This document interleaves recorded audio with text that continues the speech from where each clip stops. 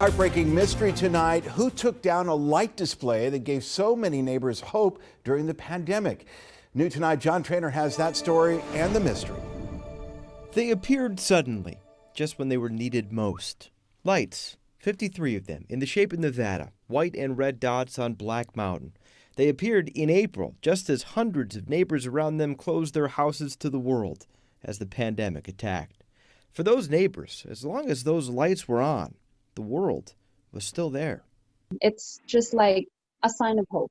That's the first thing I've ever thought of when I saw the lights. It was nice, something made a nice gesture for everybody. Kind of reminded me that, there are other people in the community, that we're all here, and together. So who put them up? Who turned on the lights during their darkest moment? Meet David Koch. My name's David Koch, and back in April, my son Mason and I decided that we would put up on the mountainside near our home a display of lights, solar lights that were an outline of the state of Nevada. It took weeks to plan, 11 hours to install a project for him and his son who hiked the hillside.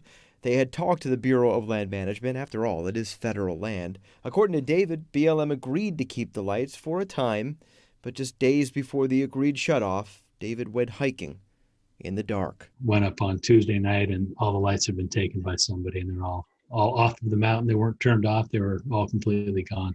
Someone took the lights. For neighbors who used it as a beacon for 8 months, it feels like someone took their connection to each other. No suspects. David doesn't believe it was the authorities. While the community rallies to find a next step, maybe those lights are still working, uniting a group of strangers together while isolating apart. As they come home and look up at the lights, it's been a comforting feeling for them. And so in that way, it's done a lot more than we ever would have expected. John Trainer, News 3.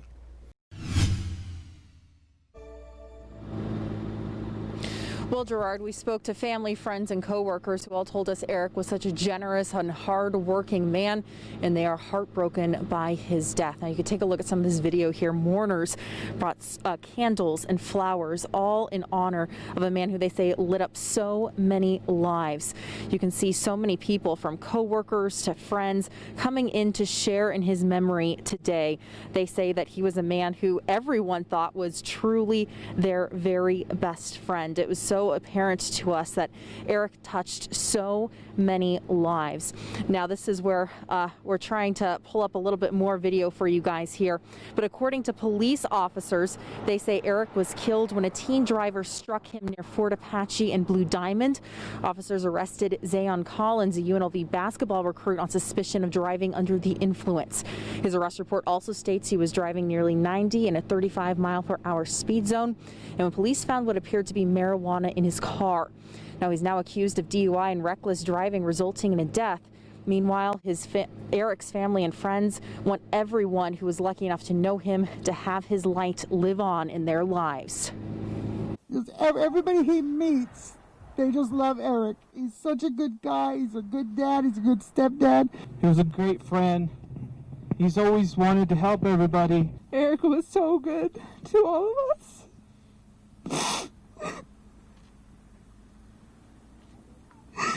And he will be greatly missed. All right, time now for a Sports Night segment that is making much noise here in Las Vegas. I'm talking about Sports Night Spotlight. It's when your favorite News 3 sports folks get to shine our warm, glowing light on whomever, whatever we feel like making men step up their sock game with Sock Cam. Boom. Yeah. And also putting Vegas sports departments on notice with our team that's bringing in 2021 with the wine color coordination. Yeah. First up, with the Merlot look, Amber Dixon. You know what? I think we sometimes take the extra point in football for granted. We just assume the kicker is going to make it, and when he doesn't, oh, it's an atrocity. Well, with that in mind, I want to spotlight Raiders kicker Daniel Carlson, because with that extra point following rookie receiver Brian Edwards' touchdown catch near the end of the second quarter, he broke Sebastian Janikowski's single-season franchise record for most points scored in a single season. It was in 2010 when the Raiders great known as Seabass scored 142 points in a Decade later, it's now Daniel Carlson, who has 144 points in a single season. So to him and his right foot, I say this Sports Night Spotlight is for you. All right, tonight I got to give my spotlight to Raider Nation and the Silver and Black. We made it through the first season here in Vegas, a COVID season at that. So just getting to this point, it was a feat in itself. Now, the season may not have ended the way many of you at home had hoped, but man, there were some good times. Whether it was the first win here in Vegas on Monday night against the Saints, the win at Arrowhead to put the Chiefs on notice, or the all-out blitz by Greg Williams to give them the win in Gotham City. The Raiders gave us all some memories that we'll never forget, and some that we'd like to, like the 2-5 finish, the Miami meltdown, the missed coverage against KC at home that really gave them the game, the Atlanta, well, you know, the whooping. Yeah, it's all part of the journey, and it was our indoctrination into Raider Nation because, like I said at the beginning of the year, they're our team now, and we're an NFL city.